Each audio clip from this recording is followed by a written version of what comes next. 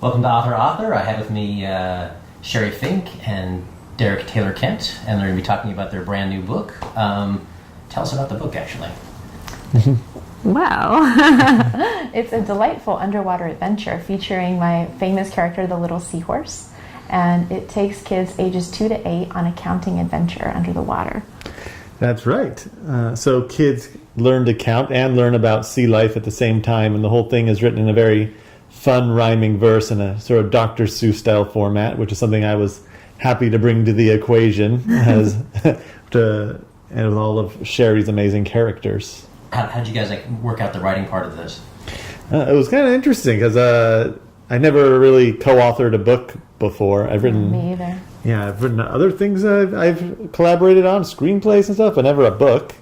And so I was coming onto her property, but it was, I guess, I had the original idea for it. Mm-hmm. And then we kind of ran with it. We brainstormed on it for months, trying to think of all the different sea creatures we would use, and we wrote different versions of it back and forth. Yeah, we wrote it together. Oh, wow. Yeah, it was really fun.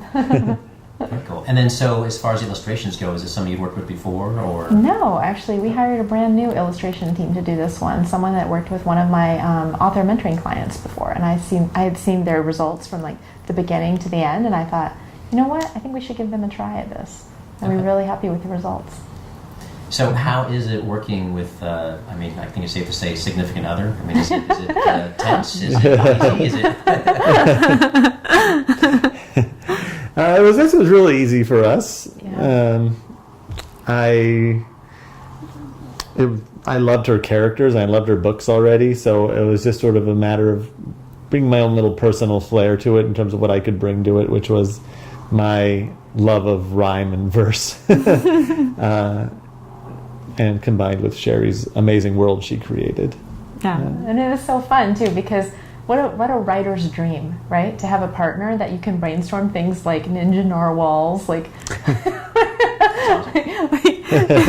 what an amazing team to get the chance to do that together. It was just so much fun. That's very cool. This is the second Little Seahorse book, but it doesn't live independently. So they're all under the Whimsical World of Sheri Fink brand, and there's 5 books already in the series, so this will be the 6th book. And are you going to be collaborating again in the future here? Possibly. We'll see. We do have one in mind that we wanted to work on. Yes, we do. A secret one, though. Yeah, Can't say anything about that yet. Super secret one. I gotcha. But that particular idea is beyond the existing characters, so we could be expanding the whimsical world. Oh, wow. Yeah. All right. Also very exciting. Great. Very cool. Looking forward to seeing more. Thank you. Tell me, this book has something special with it. Can you kind of describe that or elaborate on that? Yes, it has a surprise ending that is unique from anything that I've ever done in any of my books before, and I think unique from any of yours too, right? Yeah. Yeah, so the kids and parents will get to share something very special at the end of the book, which they'll then be able to share with us, and we'll share it with all our fans. So that's a little surprise ending we put. Like probably the first time it's been done in any type of picture book before. We don't want to reveal it quite yet. So what made us really excited about this is that we both have nephews that we would visit often and read to them. And one thing we noticed is how much they love interactive picture books where they can find things in the illustrations and they can sort of learn very basic concepts while reading, while also having fun interacting with the person who's reading with them and having fun going on like a little treasure hunt together. So we made sure to do that in this book so the kids can actually learn what all the sea creatures are and try and find all of them, and the parents and whoever's reading them can help them learn to count at the same time. So they're learning about all the different incredible, spectacular sea life, and they're also learning to count at the same time. So it's an experience that I think is going to be so valuable for parents, being there when they're seeing their children actually learn to count with them at the same time, hopefully gaining a love and appreciation of sea life and how important that is to maintain. Yeah, and the wordplay is very fun too. It's like very tongue twisting. So I think the adults or the older siblings who are reading to the young ones are really going to have fun with it too.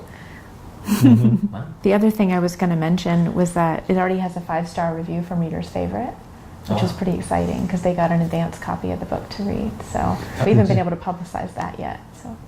Nice. Yeah, and it'll be in all the aquariums. Aquariums everywhere are already ordering it. So when you go to the Long Beach Aquarium, where's another one? Monterey. Yeah, a bunch of them. Yeah, so they've all been ordering copies. They love Sheri's Fink's The Little Seahorse, and so they're so excited that there's another one in the series that is also a great educational book. That's fantastic. Mm-hmm. And are the rest of your books in the aquariums as well, or it's usually just the underwater one? Gotcha. Yeah, but some of the books are in arboretums. They're in all of them are in children's boutiques, independent bookstores. It just depends on what they're looking for, but they're available throughout North America. Yeah. Wow. Even a museum in Miami has one. Villa Vizcaya. Their house symbol is a seahorse, and I visited there as a tourist, and I noticed all these seahorses all over the property, and I was like, wow, I love seahorses too. I'm actually in town to win a medal for my seahorse book. And they're like, really?